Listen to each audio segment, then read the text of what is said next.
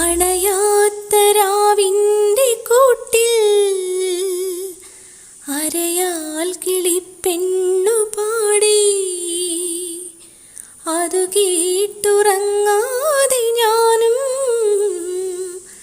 അറിയാതെ രാപ്പാടിയായി. അഴലിൻ മഴയിൽ അലയുമ്പോഴും അഴകിൻ നിഴലിൽ അലിയുന്നുവോ?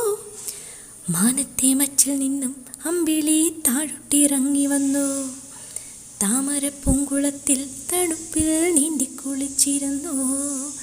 തെന്നൽ വന്നതും പൂവുലഞ്ഞുവോ? പൂവുലഞ്ഞതും